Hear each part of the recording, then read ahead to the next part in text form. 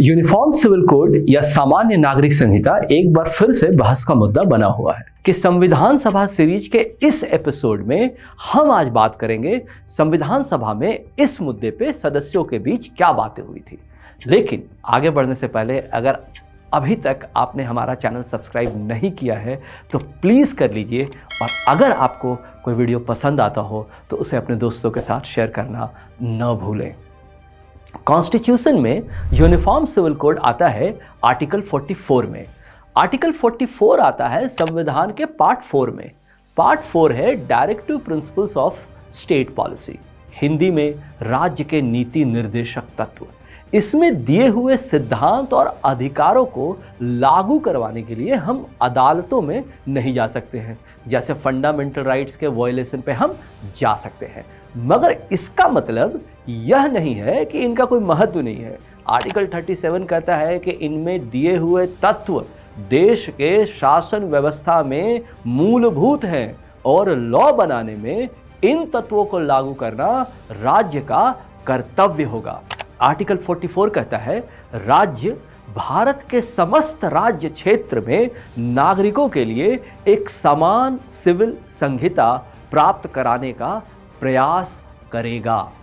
इस आर्टिकल पे संविधान सभा में बहस होती है 23 नवंबर 1948 को, और अगर आप डिटेल में इस बहस को पढ़ना चाहते हैं तो हमने डिस्क्रिप्शन में लिंक दे रखी है। यहाँ हम आपको संक्षेप में बतलाएंगे मूलतः सदस्यों ने क्या विचार रखे थे। बहस की शुरुआत होती है जब मोहम्मद इस्माइल साहिब, जो उस वक्त के मद्रास प्रोविंस से आते थे, वो इस आर्टिकल में एक अमेंडमेंट का प्रस्ताव देते हैं। उन्होंने कहा आर्टिकल 44 में जोड़ा जाना चाहिए कि provided that any group, section और community of people shall not be obliged to give up its own personal law in case it has such a law. मतलब कि किसी भी ग्रुप, सेक्शन अथवा कम्युनिटी को बाध्य नहीं किया जाएगा अपने पर्सनल लॉ को छोड़ने के लिए, अगर उनका पर्सनल लॉ है तो। अच्छा, यहाँ एक स्पष्टीकरण जरूरी है, खासकर उन लोगों के लिए जिन्होंने लॉ की फॉर्मल पढ़ाई नहीं की है। पर्सनल लॉ का मतलब होता है शादी, विवाह, विरासत, सक्सेसर, इनहेरिटेंस, एडॉप्शन से संबंधित कानून। तो उन्होंने अपने द्वारा प्रस्तावित इस अमेंडमेंट के समर्थन में कहा कि यूरोपियन कंट्रीज में भी माइनॉरिटी के लिए इस तरह की व्यवस्था है। उन्होंने युगोस्लाविया का उदाहरण दिया, जहां स्पेसिफिकली मुसलमानों को यह गारंटी दी गई थी कि वो अपने फैमिली और पर्सनल लॉ के अफेयर अपने परंपरा के अनुसार रेगुलेट कर सकते थे। अपने तर्क को आगे बढ़ाते हुए उन्होंने कहा कि जिन शब्दों में अमेंडमेंट प्रस्तावित किया जा रहा है उसमें यह फ्रीडम सिर्फ माइनॉरिटी को नहीं बल्कि सभी को मिलेगी, क्योंकि उनका अमेंडमेंट बोलता है एनी कम्युनिटी, ग्रुप और सेक्शन। उनका आगे कहना था देश में हार्मनी लाने का मतलब यह नहीं होना चाहिए कि लोग अपने पर्सनल लॉ को छोड़ दें। और फिर उन्होंने यह भी कहा कि संविधान हमें फ्रीडम ऑफ रिलीजन मौलिक अधिकार के रूप में देता है। नजरुद्दीन अहमद साहब, जो वेस्ट बंगाल से आते हैं, उन्होंने एक और अमेंडमेंट प्रस्तावित किया। उन्होंने कहा आगे ऐड होना चाहिए provided that the personal law of any community which has been guaranteed by the constitution shall not be changed except with the previous approval of the community ascertained in such manner as the union legislature may determine by law। मतलब जिन समुदायों की personal law कानून के द्वारा संरक्षित है उनके personal law में कोई बदलाव तब तक नहीं लाना चाहिए जब तक कि देश की संसद के द्वारा अनुमोदित किसी विधि से उन समुदायों की स्वीकृति न कर ली जाए। सवाल सिर्फ मुसलमानों का नहीं है, हर एक कम्युनिटी के कुछ रिलीजियस कायदे हैं जो सिविल लॉ से जुड़े होते हैं। और हमारा संविधान freedom to profess, practice and propagate religion article 25 में फंडामेंटल राइट्स के रूप में देता है, जिसे लॉ बना के भी नहीं छीना जा सकता है। हालांकि इसी आर्टिकल का सब क्लॉज 2 ये कहता है कि ये अधिकार सरकार को धार्मिक आचरण से संबंधित किसी आर्थिक, वित्तीय, राजनीतिक या अन्य लौकिक क्रियाकलापों के रेगुलेशन के लिए लॉ बनाने से नहीं रोक सकती है। लेकिन उनका कहना था कि बहुत सारे रिलीजियस लॉज और कस्टम ऐसे होंगे जो क्लॉज 2 के एक्सेप्शन में नहीं आएंगे, मगर जिस तरह से आर्टिकल 44 को ड्राफ्ट किया गया है उससे लगता है कि सरकार को शक्तियां दी जा रही है कि वो रिलीजियस फ्रीडम को डिस्टर्ब कर सके। एक प्रकार से आर्टिकल 25 के रिलीजियस फ्रीडम की स्वतंत्रता और आर्टिकल 44 के निर्देशन में एक विरोधाभास या कॉन्फ्लिक्ट है। उन्होंने कहा कि पिछले 175 साल के ब्रिटिश रूल में बहुत सारे रिलीजन न्यूट्रल सिविल लॉ बनाए गए हैं जो कि सही भी है, जैसे civil procedure code, law related to transfer of property, evidence law, Sharda act जो शादी के लिए मिनिमम एज निर्धारित करता था। लेकिन यह सब पिछले 175 साल में धीरे धीरे हमारी व्यवस्था का हिस्सा बने हैं। लेकिन अंग्रेजी राज में भी शादी और इनहेरिटेंस मतलब विरासत व उत्तराधिकार संबंधित नियमों से छेड़छाड़ नहीं की गई थी। उन्होंने कहा अचानक से लोगों को यह बोलना कि शादी या विरासत का रिलीजन से कोई लेना देना नहीं है, सही नहीं होगा। उन्होंने कहा इस बात में कोई संदेह नहीं है कि आगे चलकर पूरे देश में एक यूनिफॉर्म सिविल कोड बन सकता है, मगर अभी जिस तरह से हमने ये आर्टिकल ड्राफ्ट किया है उसमें तो सरकार पूरी तरह से जस्टिफाइड होगी अगर वो अचानक से शादी विवाह उत्तराधिकार वगैरह के लिए नियम जो अभी रिलीजन बेस्ड है उनको अचानक से बदल दे। उन्होंने कहा हालांकि हमारा गोल यूनिफॉर्म सिविल कोड ही होना चाहिए, लेकिन ये धीरे धीरे होना चाहिए और समुदायों की सहमति से होना चाहिए। इसीलिए मैं जो अमेंडमेंट प्रस्तावित कर रहा हूं वो ये कहता है कि लोगों के रिलीजियस नियमों से छेड़छाड़ नहीं होनी चाहिए जब तक कि उनकी सहमति ना हो, और उनकी सहमति है कि नहीं इसका पता लगाने के लिए संसद कानून बनाकर कोई तरीका निकाल सकती है। उन्होंने कहा कि यह चुनाव में एक मुद्दा हो सकता है और कोई पार्टी इस मुद्दे को लेकर पब्लिक के बीच जा सकती है, यूनिफॉर्म सिविल कोड के फेवर में वोट मांग सकती है, मगर सिर्फ आदर्शवाद के नाम पे हम समाज में लोगों की आस्था और विश्वास से मुंह नहीं मोड़ सकते हैं। अंग्रेज भी 175 साल की अपनी हुकूमत में यह काम नहीं कर पाई। 500 साल के रूल में मुस्लिम शासक भी ऐसी किसी भी छेड़खानी से बचे। इसलिए हमें सरकार को ऐसा निर्देश नहीं देना चाहिए कि वो एकदम से बदलाव ले आए। हमें इस रास्ते पे धीरे धीरे और सावधानी से आगे बढ़ना चाहिए। अगला वक्तव्य आता है महबूब अली बेग साहब बहादुर का। यह भी मद्रास प्रोविंस से आते थे।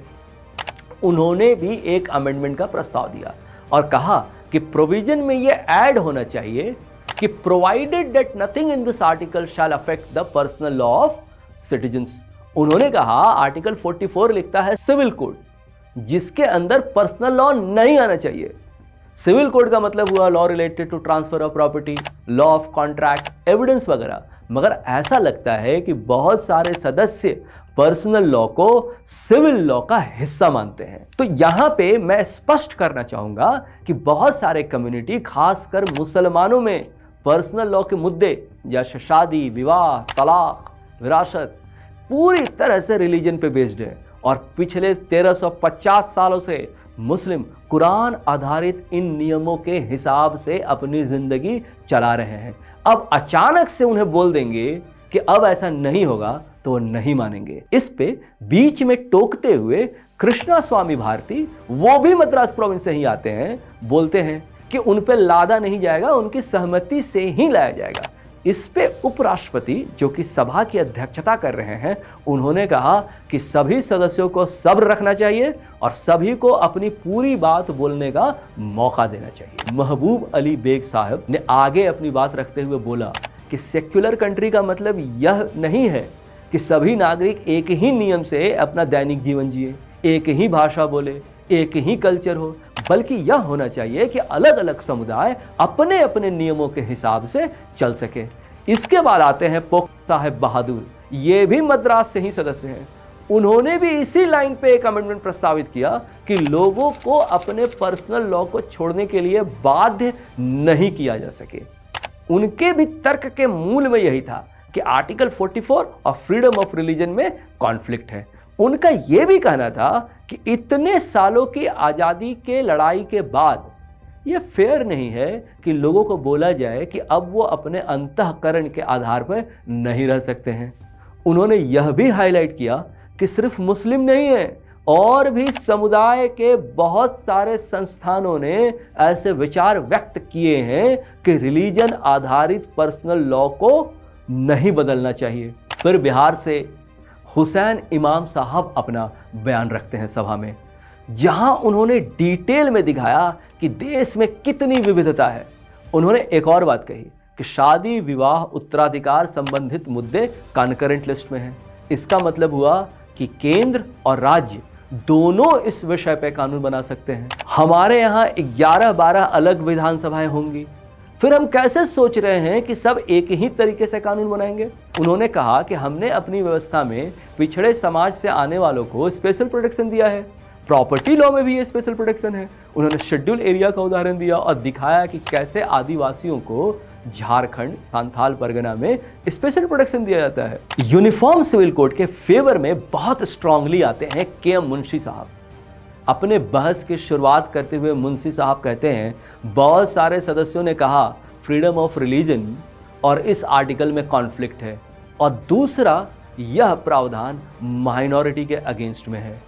अगर हम फ्रीडम ऑफ रिलीजन के राइट को देखेंगे तो पाएंगे कि इसके क्लॉज 2 में 25 क्लॉज 2 में आर्टिकल 25 क्लॉज 2 में साफ साफ लिखा है कि यह अधिकार सरकार को सामाजिक कल्याण और सुधार के लिए कानून बनाने से नहीं रोक सकता है। और दूसरी बात कि ये माइनॉरिटी के कम्युनिटी के खिलाफ है। बोलने वालों को नहीं भूलना चाहिए कि सारे एडवांस्ड मुस्लिम कंट्रीज जैसे तुर्की, इजिप्ट में इन पर्सनल लॉज को इतना सैक्रोसेंट नहीं माना जाता है कि इनके विरोध में सिविल कोड न बन सके।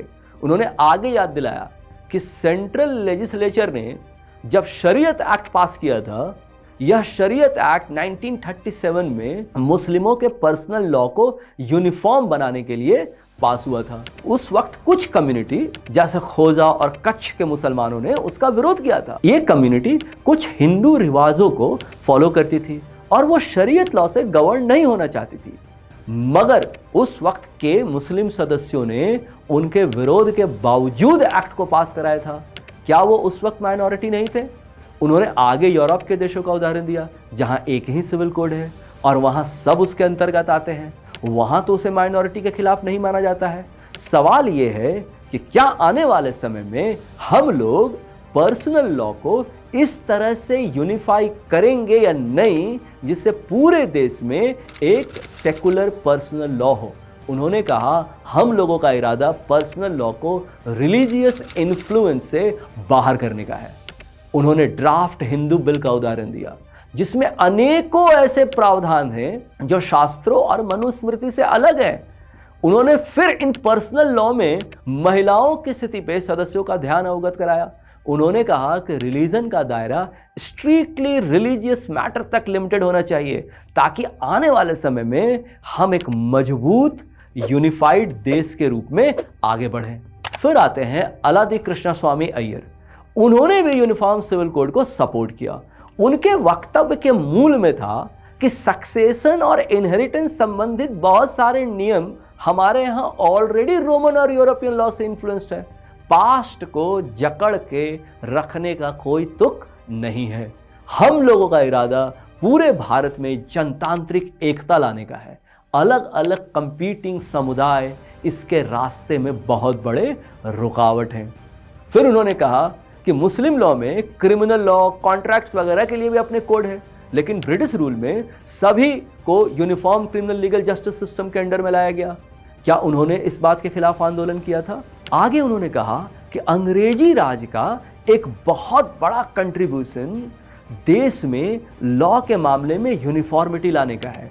जब उन्होंने अंग्रेजी राज में इसका विरोध नहीं किया तो भी भारत के अपने जनतांत्रिक संसद के प्रति अविश्वास का क्या कारण है? वो बिल्कुल लोगों के रिलीजियस सिद्धांतों और नियमों का ध्यान रखेगी। हमेशा की तरह कंक्लूसिव ओपिनियन दिया डॉक्टर अंबेडकर ने। उन्होंने मुंशी और अलादी कृष्णा स्वामी के वक्तव्यों का समर्थन किया और कहा कि मोर और लेस उन्होंने सारे एप्रीहेंशंस का जवाब दे दिया है। हुसैन इमाम साहब के भारत की विविधता के तर्क पे उन्होंने कहा कि ऑलरेडी करीब करीब सारे विषयों में सिवाय शादी विवाह और उत्तराधिकार के हमारे यहाँ एक यूनिफॉर्म सिविल कोड है और आर्टिकल 44 का इरादा यही आखिरी बचे हुए क्षेत्र में यूनिफॉर्मिटी लाने का है। उन्होंने कहा, मैं मुख्यतः दो मुद्दों को एड्रेस करना चाहता हूं। पहला, कुछ सदस्यों ने कहा कि भारत में मुस्लिम सदियों से एक यूनिफॉर्म पर्सनल लॉ जो उनके रिलीजन पे बेस्ड है से गवर्न होते आ रहे हैं। उन्होंने सदस्यों को याद दिलाया कि ऐसा नहीं था, तभी शरीयत एक्ट को 1937 में सेंट्रल लेजिस्लेचर से पास करवाया गया था, जिसका उद्देश्य देश भर के मुसलमानों को पर्सनल लॉ के मैटर में शरीयत के अंदर लाना था। सदस्य इस बात को भूल रहे हैं कि यूनाइटेड प्रोविंस, आज का उत्तर प्रदेश, सेंट्रल प्रोविंस बॉम्बे में बहुत सारे मुस्लिम समुदाय थे जो पर्सनल मैटर, खासकर सक्सेशन के मामले में पारंपरिक रूप से हिंदू लॉ से गवर्न होते थे। इसीलिए शरीयत एक्ट पास किया गया था ताकि उन सबको शरीयत के अंदर लाया जा सके। उन्होंने कहा कि कुछ क्षेत्रों में मुस्लिम और हिंदू दोनों में मैट्रिलिनियल कस्टम है। उन्होंने नॉर्थ मालाबार का उदाहरण दिया, जहां शरीयत एक्ट आने से पहले मुस्लिम भी मैट्रिलिनियल सिस्टम से गवर्न होते थे।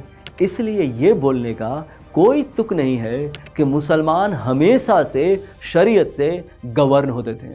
सच्चाई ये है कि पूरे देश के मुस्लिम सिर्फ पिछले 10 साल से शरीयत से गवर्न हो रहे हैं, जब सेंट्रल लेजिस्लेचर ने 1937 में मुस्लिम पर्सनल लॉ शरीयत एप्लीकेशन एक्ट पास किया था। फिर डॉक्टर अंबेडकर बोलते हैं कि हालांकि मैं इस मैटर में इनकी फीलिंग समझता हूं, मैं उन्हें यह बताना चाहता हूं कि आर्टिकल 44 सिर्फ यह बोलता है कि यूनिफॉर्म सिविल कोड को लाने का प्रयास किया जाएगा, लाना ही होगा, ऐसा आर्टिकल 44 नहीं बोलता है। मुझे पूरा विश्वास है कि आगे जब संसद कोई ऐसा कानून लाएगी तो हो सकता है उसमें ऐसा प्रावधान हो कि वो कोड सिर्फ उन्हीं के ऊपर लागू होगा जो उसे एक्सेप्ट करें। और ये कोई नई बात नहीं है। 1937 में जब शरीयत एक्ट लाया गया था तो उस वक्त यह act north west frontier province, Pakistan का पेशावर वाला इलाका में लागू नहीं हुआ था, बल्कि यह कहा गया था कि अगर कोई मुस्लिम वहां चाहता है कि वो शरीयत लॉ से गवर्न हो तो वो इस बात को सरकारी अधिकारी के सामने जाके डिक्लेयर कर सकता था और फिर उस पे और उसके परिवार पे शरीयत एक्ट लागू होता। हो सकता है आने वाले समय में संसद जब ये कानून लाए तो ऐसा ही कोई प्रोविजन वहां भी हो कि सिर्फ उन्हीं मुस्लिम पे लागू होगा जो ऐसा चाहेंगे। फिर सदस्य जिस बात से डर रहे हैं कि यूनिफॉर्म सिविल कोड उनकी इच्छा के विपरीत उन पे थोप दिया जाएगा, ऐसा कुछ हो ही ना, और उन्होंने सारे प्रस्तावित अमेंडमेंट का विरोध किया। इसके बाद अलग अलग सदस्यों के द्वारा प्रस्तावित एक एक अमेंडमेंट को वोट के लिए रखा गया, मगर सभा में किसी भी अमेंडमेंट को समर्थन नहीं मिला और ड्राफ्टिंग कमेटी जिन्हें आर्टिकल 44 प्रस्तुत किया था, उन्हीं शब्दों में आर्टिकल 44 संविधान का हिस्सा बना और वही है आज का article 44। Thank you very much. संविधान सभा के अगले एपिसोड में हम फिर बात करेंगे किसी और मुद्दे पे।